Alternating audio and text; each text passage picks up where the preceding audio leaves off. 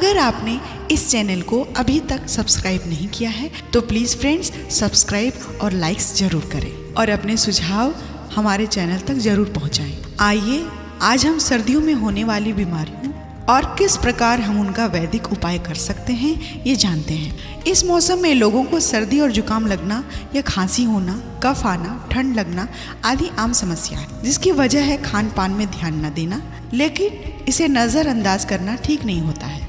तुलसी के 4 पत्ते और 3 काली मिर्च को पीसकर शहद के साथ सेवन करने से जुकाम में आराम मिलता है, या शहद में अदरक और तुलसी के पत्तों का रस मिलाकर चाटने से इन रोगों से मुक्ति मिल सकती है। शीत ऋतु में मिलने वाले फलों का सेवन अधिक से अधिक करें, जैसे अमरूद, मौसमी आदि।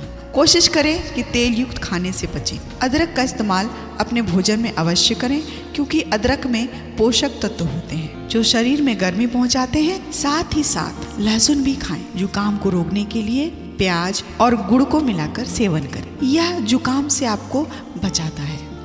खांसी के ज़्यादा होने पर 10 ग्राम पिसे हुए गुड़ में 4 काली मिर्च पीसकर सेवन करने से आपको खांसी के प्रकोप से निजात मिल सकता है। सोते समय मिश्री की डली चूसने से खांसी में राहत मिलती है।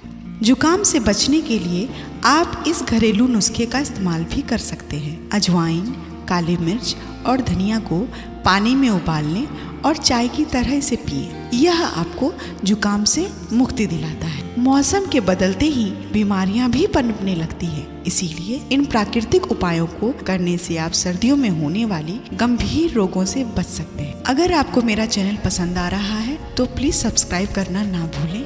Thank you friends.